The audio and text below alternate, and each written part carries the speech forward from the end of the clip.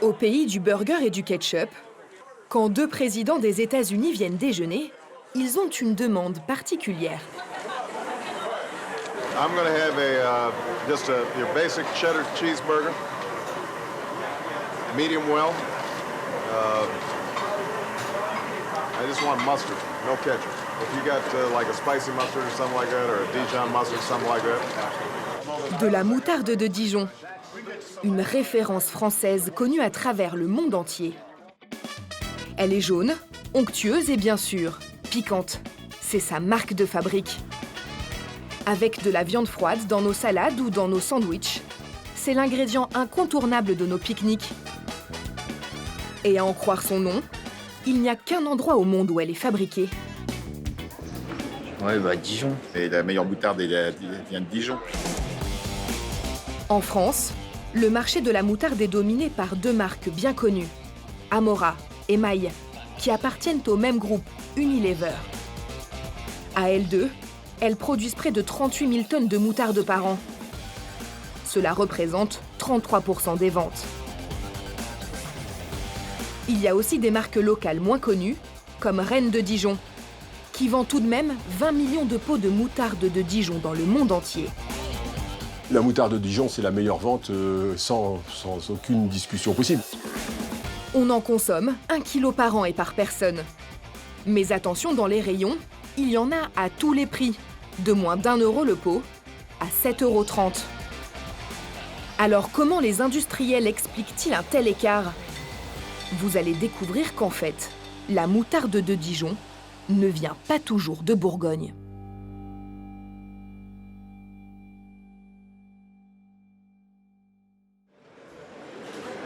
À Dijon, la capitale de la Bourgogne, on a fait de la moutarde un emblème, une spécialité locale qui fait venir 2 millions de touristes du monde entier chaque année. Et la mairie sait les recevoir. Est-ce que vous êtes prêts ? Oui, bon. Tout est prêt, c'est bon, on y va ? C'est par ici. Pour eux, elle organise des ateliers. Le but ? Apprendre à fabriquer soi-même la fameuse moutarde. On va passer au processus de création de la moutarde. Donc vous avez un mortier et un pilon devant vous et des petites graines dans le petit pot.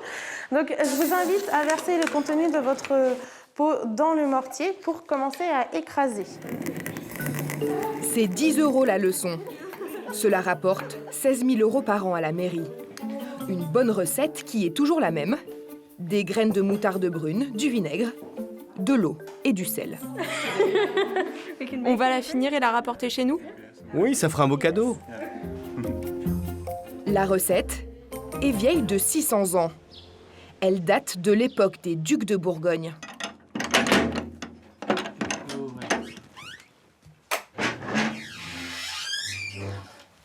Et elle est précieusement conservée aux archives de la ville. On a la recette de la moutarde, qui a été édictée par une ordonnance de la ville de Dijon de 1390 et qu'on retrouve. Alors c'est uniquement quelques lignes, mais ça change toute l'histoire puisque ça vous raconte comment la moutarde de Dijon doit être faite. Donc c'était quand même très réglementé. 6 siècles plus tard, la moutarde est devenue un business dans toute la ville. Une vingtaine de commerçants la déclinent à toutes les sauces, comme dans cette boutique de souvenirs. En ajoutant les spécialités de Dijon, vous avez la moutarde au pain d'épices, comme la moutarde au cassis, sur une base de grains. Guillaume la dirige depuis 20 ans. Je pense que je vais rester sur mon premier choix. Moutarde au noix. Moutarde au noix. Je vous la prends. Voilà, et moutarde de cassis. Cassis. Voilà. Rien d'autre pour aujourd'hui ? Non, ça, voilà. Alors je vous laisse m'accompagner en caisse, s'il vous plaît. Merci. Mais il n'y a pas que les pots classiques. Sa meilleure vente, ce sont ces mignonnettes à 1 €. Voilà tout notre choix de mini-pots, avec toutes les couleurs attirantes. Il en vend 30 000 par an. C'est le produit très accessible, facilement emportable à l'autre bout du monde, sans fragilité, donc c'est ce qui plaît. Sa petite affaire tourne bien, car en plus, il propose des produits dérivés plus imaginatifs les uns que les autres. Les sacs tote bag avec la moutarde, le pot de moutarde historique à Dijon, évidemment.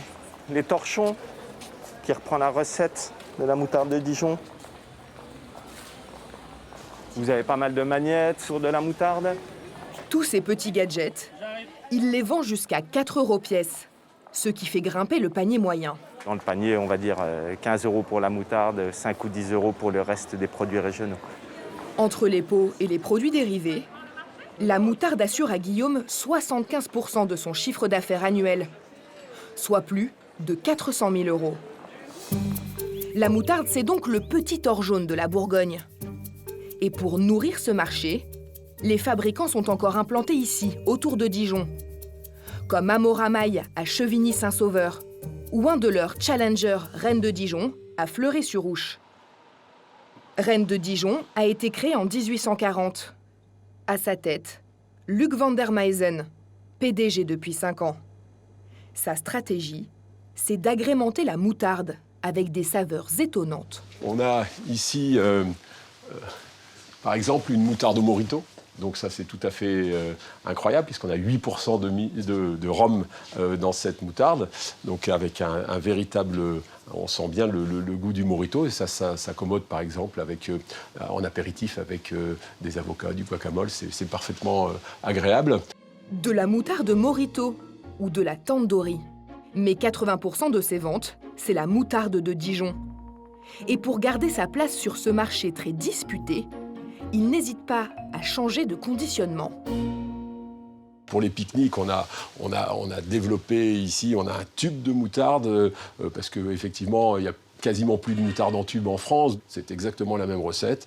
Et ça permet effectivement, en déplacement, de consommer de la moutarde sans grande difficulté. Pour vendre ses moutardes, Luc ne mise pas que sur le packaging ou les goûts originaux. Pour faire la différence, il faut d'abord de bonnes graines. Et des graines de moutarde, il y en a de moins en moins en Bourgogne. Depuis 5 ans, la surface cultivée est passée de 6 000 hectares à seulement 3 000. Les agriculteurs préfèrent le colza ou le soja, bien plus rentables. Le PDG de Reine de Dijon doit donc sécuriser son approvisionnement. Il rend visite à Fabrice, un de ses fournisseurs. Bonjour Fabrice. Ça va? Il veut vérifier si la quantité qu'il lui a commandée pourra lui être livrée. Comment ça donne cette année? Qu'est-ce qu'on va avoir alors? Malheureusement, je pense qu'il y aura un peu moins que prévu. Les plantes de moutarde n'ont pas poussé comme escompté. Elles sont trop espacées. Le développement est un peu en retard. Il a fait froid là, au mois de mai. La commande ne sera pas atteinte. Moins de matières premières, cela impacte le prix. Il faut qu'il y ait un effort qui soit fait sur le prix. Il y a besoin de ça pour couvrir ce risque. Sinon, la vraie crainte, c'est que c'est pas que vous en ayez pas assez, c'est qu'il n'y en ait plus. La prochaine récolte, on est parti sur une hausse de quel ordre alors? Moi, je pense, c'est difficile à entendre, mais je pense que ça sera au moins de l'ordre de 25%. Ok. Luc n'a pas le choix. Pour garantir son approvisionnement en graines locales, il va devoir accepter l'augmentation. La récolte a lieu mi-juillet. Chaque année, Reine de Dijon commande 2000 tonnes de graines de moutarde à ses producteurs. Bonjour. Donc c'est bon, c'est OK. On va voir combien ça pèse. La matière première représente plus de 80% du coût de la moutarde. OK, 39 240. Parfait. Eh ben OK, on y va. Dans cette citerne, il y en a pour 25 000 €. Alors le PDG veut être sûr de ce qu'il achète. À première vue, tout a l'air OK. On paye un prix au kilo avec une certaine pureté de graines, parce qu'on n'est pas là pour payer les impuretés, évidemment. Et voilà comment on fait de la moutarde de Dijon de façon industrielle. Alors ici, on a le mélange qui est en train de macérer avec, d'une part, les graines et d'autre part, de l'eau, du vinaigre et du sel. C'est tout.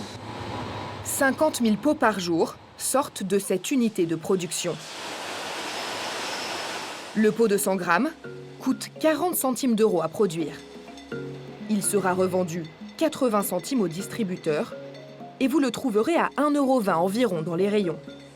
C'est presque 2 fois plus cher que le leader du marché, Maille. Alors pour tenter quand même les clients, Luc van der Meysen fait un pari. Afficher partout sur l'étiquette des références à Dijon et à la France. Car le terroir français, cela fait vendre. Sur l'étiquette, on a mis le drapeau français car ce produit est fabriqué avec des graines françaises. Notre histoire remonte à 1840. C'est noté, moutarde depuis 1840. Alors, c'est un petit pot, c'est écrit petit, mais ça se voit. Et il y a en plus la fleur de lys dans le logo, comme un clin d'œil au duc de Bourgogne. Mais Luc van der Meysen ne fabrique pas que pour Rennes de Dijon. À quelques mètres de là, il a une autre ligne de production qui tourne à plein. Ce sont des pots destinés à une marque de distributeur, pour une grande enseigne d'hypermarché français. De la moutarde de Dijon, toujours, mais fabriquée à moindre coût. Une recette dans laquelle on met un peu moins de graines, et puis aussi donc, des méthodes de fabrication un peu plus rapides. Il y a certains process par lesquels on ne passe pas. On a des moutardes ici qui sont avec conservateur, donc pour nous c'est plus simple à gérer, il y a moins de précautions et moins de nettoyage à faire avant de fabriquer. Et ça nous permet également, de par les volumes importants qui sont faits, de les proposer aux consommateurs à un prix plus avantageux. Ces pots, vous les trouverez dans vos rayons à un prix au kilo 10 fois moins cher que ceux estampillés Rennes de Dijon. Alors qu'est-ce qui justifie cette différence de prix? En fait, pour ces pots, il importe des graines 20% moins chères. La graine ici ne vient pas de Bourgogne, la graine, en l'occurrence, c'est de la graine qui vient du Canada. Il s'approvisionne donc de l'autre côté de l'Atlantique, au Canada, dans la province de la Saskatchewan. Le Canada, c'est l'autre pays de la moutarde. Des champs à perte de vue. C'est peu connu, mais 80% des graines utilisées dans nos moutardes françaises viennent d'ici. La culture de la moutarde y est récente. Elle date seulement de 1940. Et pourtant, la province parvient à produire chaque année 10 fois plus de graines brunes qu'en Bourgogne. De quoi séduire les moutardiers étrangers, pour le plus grand bonheur des intermédiaires. Les négociants en matières premières, comme Blaine Lacroix. Son job, acheter des graines au Canada et les revendre dans le monde entier, y compris à des grandes marques françaises. Nous, on achète les graines, donc on vient avec nos contrats de production et je dis aux cultivateurs, voilà notre prix. Nous avons besoin que vous produisiez de la moutarde pour nous. Et on négocie le prix et la surface à cultiver. Blaine est courtier depuis 7 ans et travaille avec 50 producteurs partout dans la province.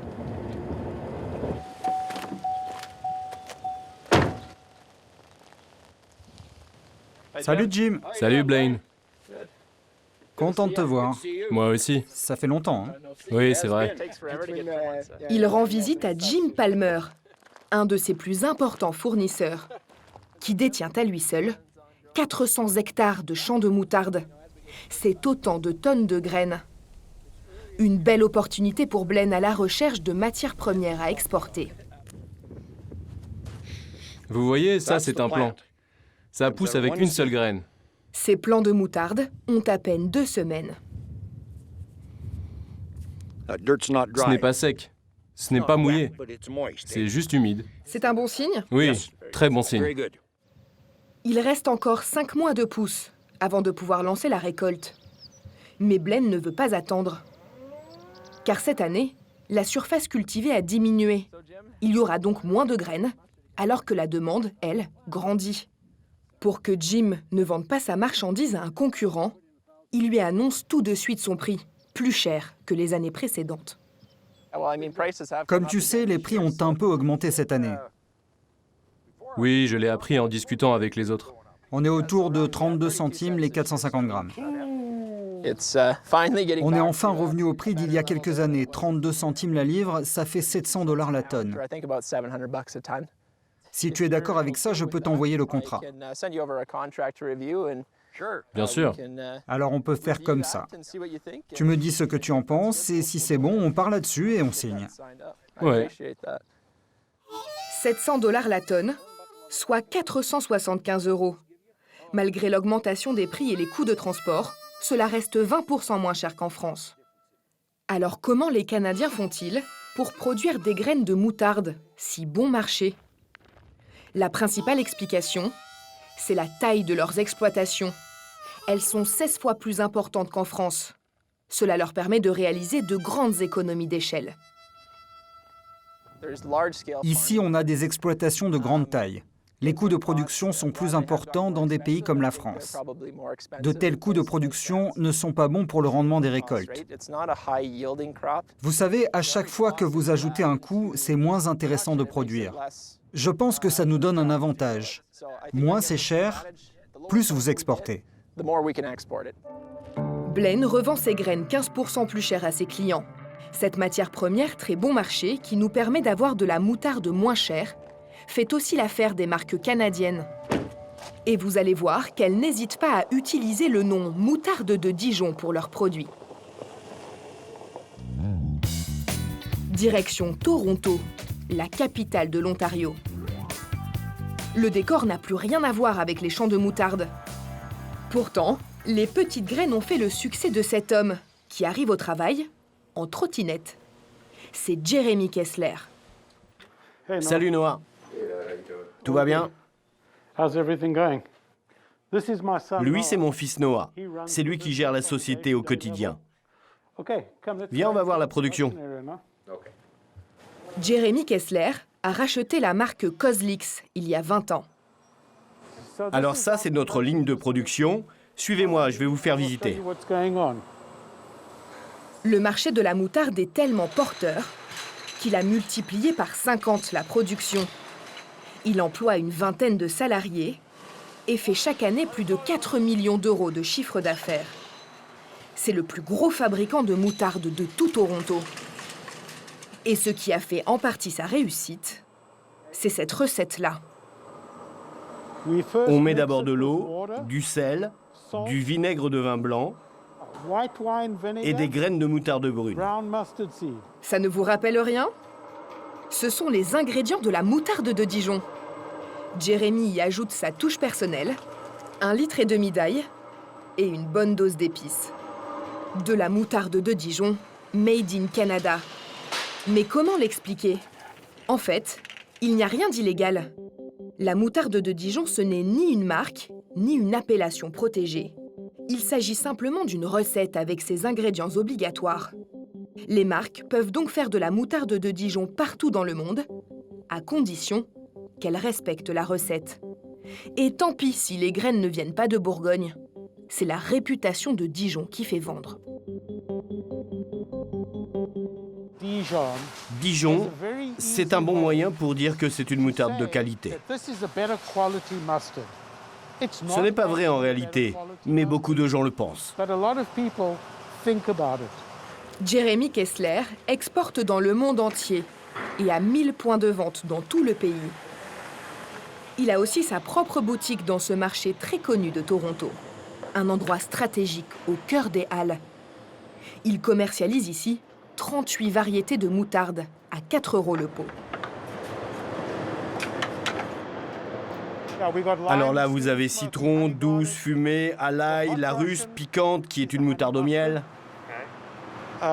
Surtout, il utilise la renommée internationale de Dijon. Et ça fonctionne, car parmi ses meilleures ventes, il y a ces 3 moutardes. On a celle-ci, la Dijon quotidienne, un peu plus épicée, la classique, et celle-là qui est plus douce. S'il n'écrivait pas Dijon sur ses étiquettes, il vendrait beaucoup moins de cette moutarde 100% canadienne. Est-ce qu'il y a quelque chose de français dans cette moutarde? Vous voulez dire quelque chose qui vient de France, à part l'idée? Non, non. Les épices viennent de partout, les graines et le vinaigre viennent du Canada, donc en réalité, rien n'est français en dehors de l'idée de la recette originale. Ça fait 12 $. Jeremy Kessler espère bientôt investir le marché français. Dans vos pique-niques, les graines de moutarde que vous dégustez ont donc toutes les chances d'être d'origine canadienne. À regarder de près les pots qu'on trouve dans les rayons français, les étiquettes ne mentionnent pas toujours la provenance des ingrédients. On parle de graines de moutarde en général. Mais cette pratique est tout à fait légale. Car en fait, seules les moutardes qui affichent le Made in France sont obligées de mentionner la provenance des graines, si jamais elles n'ont pas été cultivées en France. Comme cette moutarde de Dijon sur laquelle figure le drapeau français. Elle est fabriquée en Côte d'Or, mais la marque mentionne bien en bas du pot que les graines sont d'origine européenne et non européenne.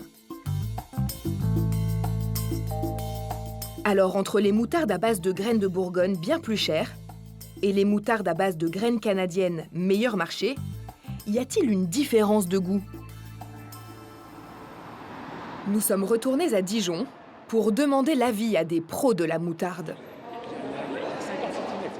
Mesdames, Messieurs, je crois que nous pouvons officiellement commencer la cérémonie. Cette confrérie de la moutarde de Dijon existe depuis le XIVe siècle. Aujourd'hui encore, elle continue à défendre très sérieusement son trésor local. Jurez-vous de défendre la véritable moutarde de Dijon? Levez la main droite et dire « je le jure ». Je le jure. Régulièrement, les membres se réunissent pour célébrer l'intégration de nouveaux ambassadeurs qui s'engagent à leur tour à promouvoir la moutarde de Dijon. Bienvenue, compagnons. Les maîtres de la confrérie sauront-ils reconnaître au goût les graines canadiennes des graines françaises?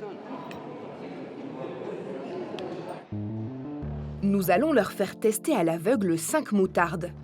Seule la numéro 1 et la numéro 2 sont entièrement constituées de graines de Bourgogne. Les 3 autres sont fabriquées en tout ou partie avec des graines canadiennes.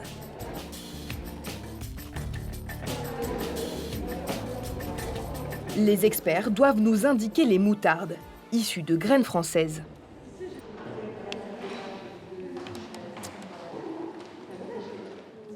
La 3 pour moi. Eh bien, bravo pour la 1. Et malheureusement, la 3... Le grand maître, lui, s'est trompé. Bref, entre les graines canadiennes et les graines françaises, personne ne s'y retrouve vraiment. Et cela commence à inquiéter les moutardiers français. Ils craignent de perdre un jour leur meilleur argument de vente. Ce terroir historique de la Bourgogne, connu dans le monde entier. Pour garantir de la moutarde 100% régionale, certains fabricants ont décidé de riposter. 4 d'entre eux se sont associés pour obtenir ce label, une IGP, Indication géographique protégée. Avec cet écusson IGP sur les pots, les marques assurent aux consommateurs que tous les ingrédients viennent de Bourgogne. Et pour se différencier, cela ne s'appelle plus moutarde de Dijon, mais moutarde de Bourgogne.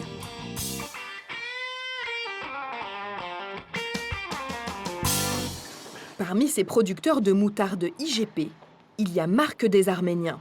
Il dirige la dernière moutarderie indépendante de Bourgogne, Falot, une entreprise familiale qui existe depuis 1840. Avec 6 millions de pots vendus chaque année, Falot détient 5% du marché. Alors, pour fabriquer une bonne moutarde de Bourgogne, il faut déjà des graines récoltées en Bourgogne.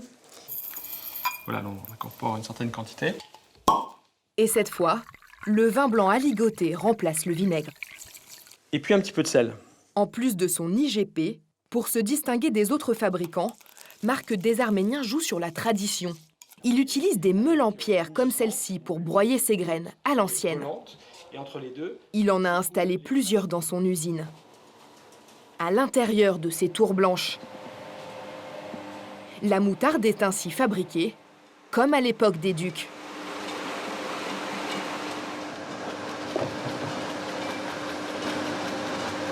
Ça pique.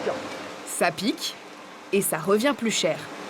Le coût est plus élevé parce que le rendement est beaucoup moins important par rapport à des meules synthétiques, par exemple, qui broient beaucoup plus de pâte de moutarde. On est à peu près à 3-4 fois production moindre par rapport à un procédé beaucoup plus industriel. Et pour jouer à fond la carte de l'authenticité et de la nostalgie, il propose cette moutarde dans des pots en grès, qui lui reviennent aussi plus cher. Est-ce que ça fait vendre? Oui, parce que déjà, on achète aussi quelque part ce produit pour l'emballage et aussi pour la qualité intrinsèque du produit. Mais les consommateurs se sont de plus en plus attachés à la qualité de l'emballage et aussi à l'origine des matières premières et du produit. Malgré ses coûts de production plus élevés, Fallo réalise une marge de 5 à 10% sur sa moutarde IGP, à peu près la même que pour la moutarde de Dijon. Avec ce produit 100% régional, Fallo et les autres fabricants de moutarde IGP espèrent remporter le bras de fer contre le Canada.